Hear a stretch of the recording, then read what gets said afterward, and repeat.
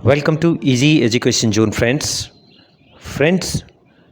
हमारे इस चैनल पर जो बहुत कम टाइम में और बहुत आसानी से इंग्लिश सिखाने वाली सीरीज़ है मिनटों में अंग्रेजी सीखो, ये उसकी थर्ड यानी तीसरी वीडियो है।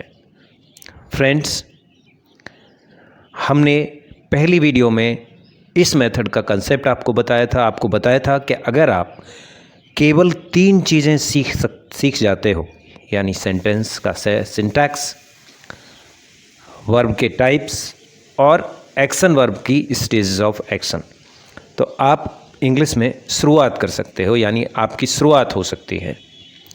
तो फ्रेंड्स, सबसे पहली वीडियो में हमने बताया था इस मेथड का कंसेप्ट, और दूसरी वीडियो में हमने बताया था कि टाइप ऑफ वर्ब्स कितनी तरह की होती हैं। तो फ्रेंड्स, जहाँ तक सिंटैक्स की बात है सेंटेंस के अंदर, ये सेंटेंस के अंदर वर्ड के ऑर्डर को यानी क्रम को, पार्ट ऑफ स्पीच के क्रम को, पहले क्या आएगा, दूसरे नंबर पर क्या आएगा, तीसरे नंबर पर क्या आएगा, उसे कवर करता है। जो सबसे इम्पॉर्टेंट पार्ट होता है सिंटैक्स का वो होता है सब्जेक्ट। और सब्जेक्ट क्या है फ्रेंड्स? किसी भी सेंटेंस के बारे में हम किसी न किसी पर्सन यानी व्यक्ति, किसी प्लेस यानी जगह, या किसी थिंग यानी चीज़ के बारे में बात कर रहे होते हैं।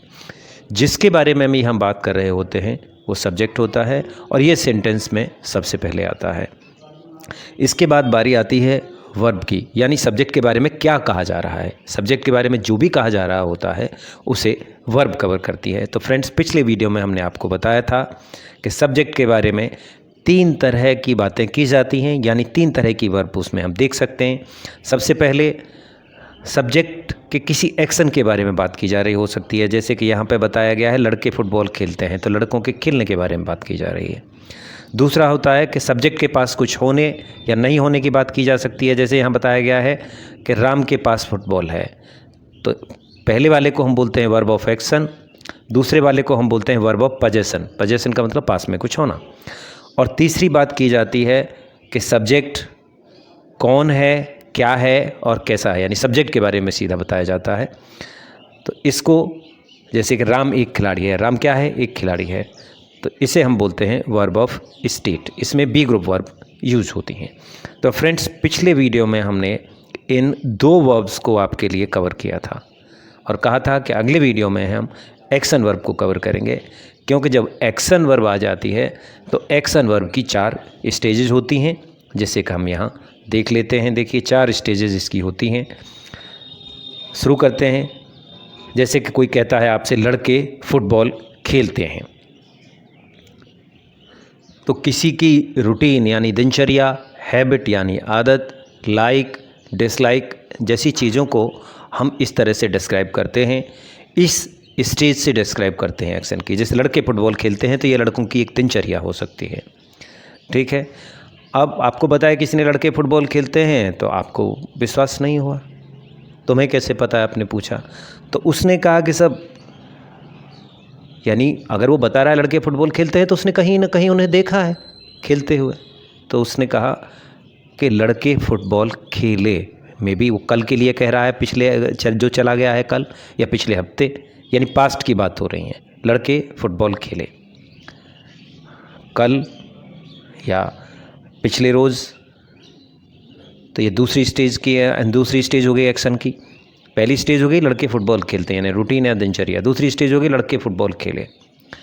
आप अभी भी भरोसा नहीं कर रहे हैं तो कहने वाला बोलता है कि देखो अभी दिखाता हूँ, लड़के फुटबॉल खेल रहे हैं। आप जाते हो वहाँ पर, देखते हो खेलना बंद हो गया है, यानी लड़के फुटबॉल खेल चुके हैं। फ्रेंड्स, देखिए, हमने यहाँ एक्शन के 2 सेट बनाए हैं। पहले में क्या है, पहले सेट में एक तरह की एक्शन की स्टेज में एक ही टाइम आ रहा है। पहले में बात हो रही है केवल प्रेजेंट टाइम की, और दूसरे सेंटेंस में बात हो रही है पास्ट टाइम की। और लेकिन नंबर 3 और 4 जो स्टेजेस हैं वो थोड़ी अलग हैं। इसमें पास्ट और प्रेजेंट दोनों की बात हो रही है। यहाँ पर प्रेजेंट, यहाँ पर भी प्रेजेंट,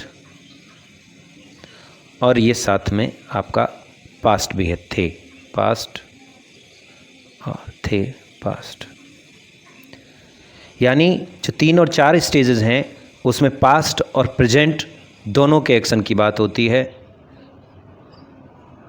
तो फ्रेंड्स असली चीज़ है अब यहाँ पर हम ये देखें कि अब ये जो 4 स्टेजेस हैं एक्शन की, ये इंग्लिश में इनका वर्ब स्ट्रक्चर क्या है, क्या वर्ब इनके लिए आती हैं। तो वर्ब स्ट्रक्चर को हम आगे देख लेते हैं। इसमें हमने सेंटेंस बना रखे हैं इंग्लिश में। तो यहाँ देखिए, लड़के फुटबॉल खेलते हैं, द बॉयज़ प्ले फुटबॉल। तो यहाँ पे वर्ब का केवल एक वर्ड आ रहा है आपके लिए, वर्ब का केवल एक वर्ड आ रहा है और हम इसे ले लेते हैं, ये है प्ले। तो ये फर्स्ट फॉर्म है, क्योंकि ये केवल प्रेजेंट के लिए यूज होता है, इसीलिए इसे हम प्रेजेंट फॉर्म भी कह सकते हैं। दूसरे में भी केवल एक वर्ड आ रहा है, लड़के फुटबॉल खेले, द बॉयज़ प्लेड फुटबॉल।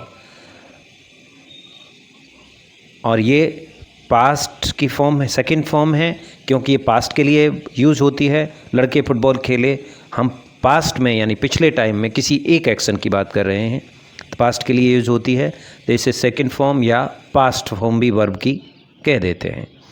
अब देखिए यहाँ पर जो ये अगले सेंटेंसेस हैं, नंबर 3, लड़के फुटबॉल खेल रहे हैं। तो यहाँ बात होती है किसी एक्शन के कंटिन्यू रहने की, चलते रहने की। और दूसरे में है लड़के फुटबॉल खेल रहे थे। अब इसमें देखिए फ्रेंड्स, 2 वर्ब आपके सामने आ रही हैं। पहले सेंटेंस में the boys are playing football. तो यहाँ पर क्या हो रहा है कि यहाँ पर जो एक्शन वर्ब है, यानी जो क्या काम हो रहा है वो बता रही है, वो टाइम कवर नहीं कर रही। और ये इस तरह की वर्ब जो टाइम नहीं बताती, नॉन फाइनाइट वर्ब होती हैं, इसलिए उनसे पहले टाइम बताने के लिए दूसरी वर्ब्स आती हैं, जिनको कि हम फाइनाइट वर्ब के नाम से जानते हैं। फ्रेंड्स, जो वर्ब टाइम बताती है वो फाइनाइट वर्ब है, जो टाइम नहीं बताती वो नॉन फाइनाइट है। अब यहाँ देखिए, जो नॉन फाइनाइट वर्ब है, जो एक्शन बता रही है, एक्शन वर्ब है, जो खेलने की बात कर रही है, खेल रहे, प्लेइंग प्लेइंग, वो दोनों ही सेंटेंसेस में सेम है। जबकि पहला सेंटेंस प्रेजेंट का है, अब की बात हो रही है, दूसरा सेंटेंस पास्ट का है, उसमें पिछले टाइम की बात हो रही है। क्योंकि एक्शन वर्ब टाइम पर, ये जो प्लेइंग है आईएनजी वर्ब है, इस पर टाइम का कोई असर नहीं होता, ये नॉन फाइनाइट वर्ब है। ये केवल एक्शन के कंटिन्यू होने को बताती है, चालू रहने को बताती है। और फिर इसी वजह से, क्योंकि ये टाइम नहीं बताती, इससे पहले और वर्ब आती हैं, फाइनाइट वर्ब आती हैं। एक्चुअली आईएनजी फॉर्म से पहले टाइम बताने के लिए आपकी वर्ब ऑफ स्टेट आती है, जो आप पिछले वीडियो में पढ़ चुके हो। और ये होती हैं आपकी इज़, एम, आर प्रेजेंट के लिए और वाज वर्ब पास्ट के लिए। फ्रेंड्स, इसी तरह से जब काम कंप्लीट हो चुका होता है, काम हो रहा है और फिर काम कंप्लीट हो गया है, तो उसके लिए जो एक्शन वर्ब आती है वो थर्ड फॉर्म आती है, जिसे हम पास्ट पार्टिसिपल के नाम से भी जानते हैं। आईएनजी फॉर्म की तरह थर्ड फॉर्म भी नॉन फाइनाइट है, ये भी टाइम नहीं बताती, इसीलिए ये पास्ट और प्रेजेंट दोनों के सेंटेंस में एक जैसी आती है। क्योंकि ये नॉन फाइनाइट है, केवल एक्शन बताती है, तो इसका टाइम बताने के लिए भी इससे पहले फाइनाइट वर्ब्स आती हैं। ये रही आपके हैव और है। तो फ्रेंड्स, जब जिस स्टेज में काम का कंप्लीशन दिखाया जाता है, उस स्टेज को, उसके एक्शन को कवर करती है वर्ब की थर्ड फॉर्म। लेकिन ये जो थर्ड फॉर्म है, ये नॉन फाइनाइट वर्ब फॉर्म है, इसीलिए इससे पहले टाइम बताने के लिए एक फाइनाइट वर्ब आती है, जो कि यहाँ पर हैव और हैड आई हुई हैं। तो फ्रेंड्स, अब आपने देखा कि एक्शन की बेसिकली 4 स्टेजेस हैं। पहली स्टेज होती है जैसे लड़के फुटबॉल खेलते हैं, इसमें बताया जाता है रूटीन के बारे में, दिनचर्या के बारे में, किसी की आदतों के बारे में, या लाइक्स और डिसलाइक्स, पसंद नापसंद के बारे में, और ये हमेशा प्रेजेंट में होता है। दूसरा, लड़के फुटबॉल खेले, तो ये किसी पास्ट के एक्शन की बात हो रही है। पास्ट के एक्शन की बात हो रही है और ये केवल एक सिंगल एक्शन की बात होती है पास्ट टाइम में, यानी पिछले समय में। इसके बाद में फिर हमारे पास में 2 और स्टेजेस आती हैं। तीसरी स्टेज में क्या है कि काम का कंटिन्यू होना बताया जा रहा है। इसको आप आराम से याद रख सकते हैं। लड़के फुटबॉल खेलते हैं, कहने वाला क्यों कह रहा है, किस तरह से कह रहा है, क्योंकि उसने कल उन्हें फुटबॉल खेलते देखा, यानी लड़के कल फुटबॉल खेले। तीसरी बात आ जाती है, अगर विश्वास नहीं कर रहा सुनने वाला तो कहेगा चलो देखो अब लड़के फुटबॉल खेल रहे हैं, ये देखो। वहाँ जाते हैं देखने के लिए, तो लड़के अपना गेम ख़त्म कर चुके होते हैं, फुटबॉल खेल चुके होते हैं, तो लड़के फुटबॉल खेल चुके हैं। तो ये 4 स्टेज हैं। लास्ट की 2 स्टेजेज जो होती हैं, जिसमें कि नंबर 3 पर ये कंटिन्यूटी आ रही है, एक्शन कंटिन्यू हो रहा है, और नंबर 4 पर एक्शन कंप्लीट हो चुका है। ये दोनों जो स्टेजेस हैं एक्शन की, ये प्रेजेंट और पास्ट दोनों में आती हैं।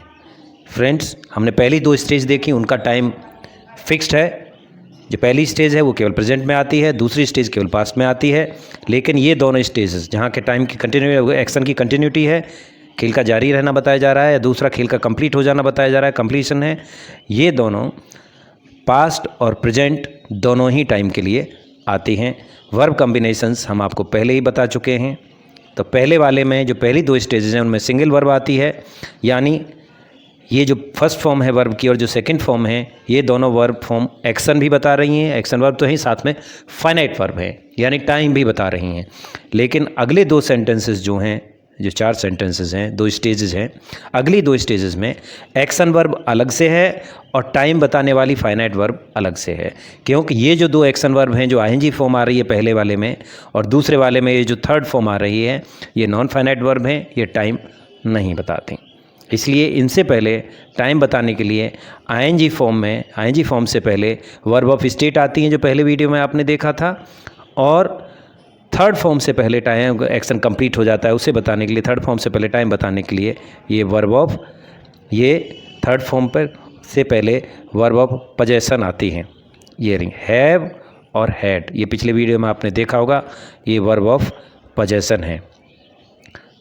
फ्रेंड्स, इसी के साथ में हमारा ये वीडियो ख़त्म होता है। हम आपसे फिर एक बार कहना चाहेंगे कि बस आपकी कोशिश करने भर की देर है। आप इस मेथड से इंग्लिश सीखना बड़ी आसानी से शुरू कर सकते हैं, और इसके बाद इस मेथड का जो बेसिक्स का एक वीडियो और आना है, जो कि आपके सिंटैक्स को मेनली कवर करेगा, जो सबसे पहली चीज़ है इनफैक्ट। तो अगले वीडियो में वो कवर हो जाएगा, और हम पिछले वीडियोज़ का भी जो लिंक है इस वीडियो के अंदर डाल देंगे।